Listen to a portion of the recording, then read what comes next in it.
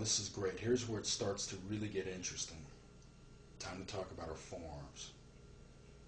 Alright, so let's kind of get to a nice starting position using everything we've learned so far about the rest of our body, right? Nice, free and balanced head and torso. Alright, let your shoulders go. Just let them go. Don't try and control them. And C-3PO arms. Alright.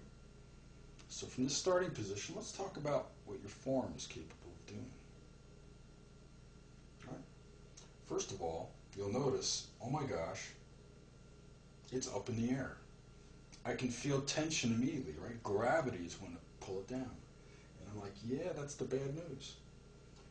Unlike some of our other body parts, which we're just kind of keeping in balance and letting go, our forearms are out there just daring gravity to make it miserable, right?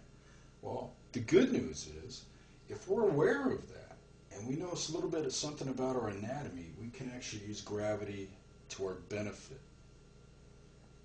Stay tuned, we're going to be talking about how to do that in just a few minutes.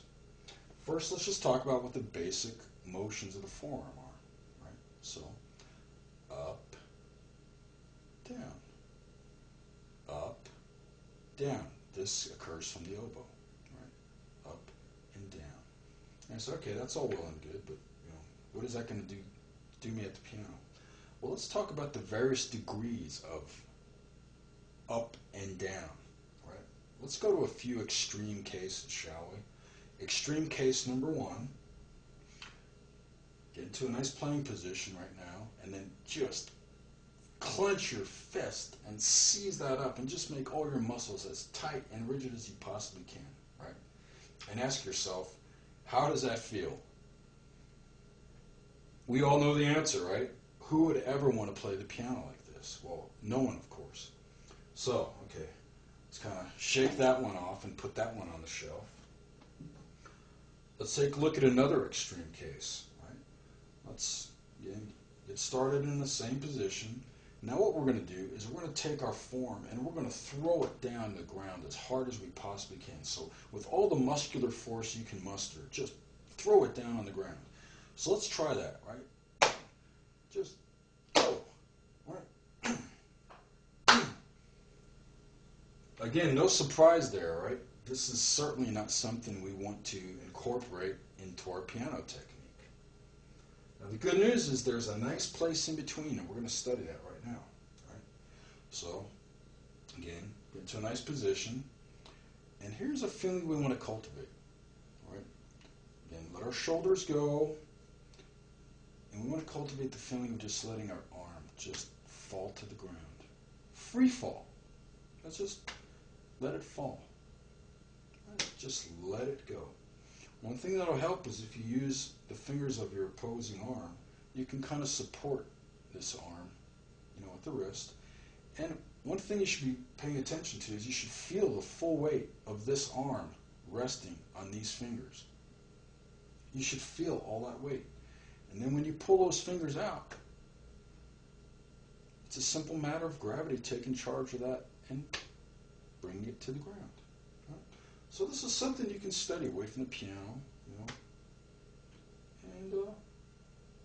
And again, here's where we're going to start to learn to work with gravity rather than against it.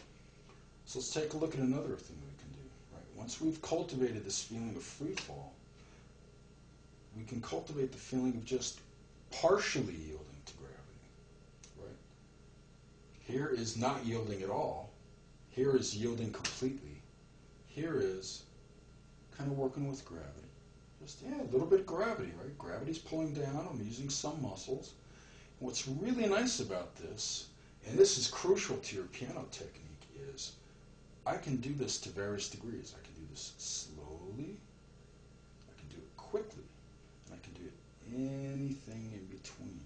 This is an absolute essential key to having sterling piano technique.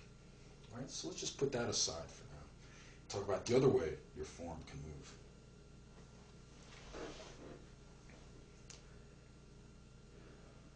So just kind of get nice and balanced, C-3PO arms, right?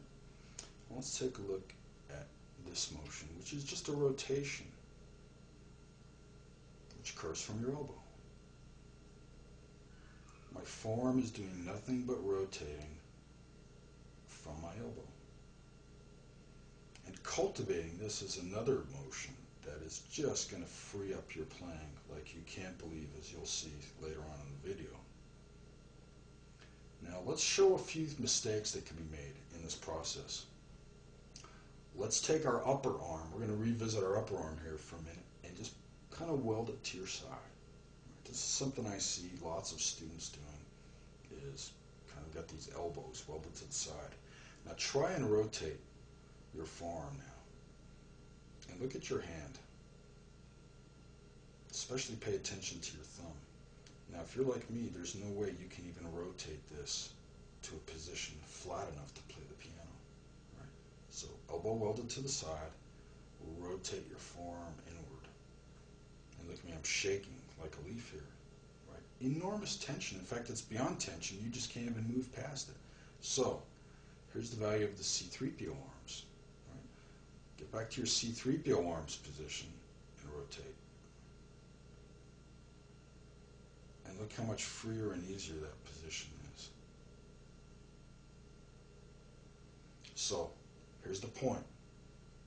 If you want to play with freedom and ease, your forearm needs to stay away from tension, it needs to stay away from extreme positions, and it just needs to just kind of be in this free and easy place, right? And again, like all the other places, very alive.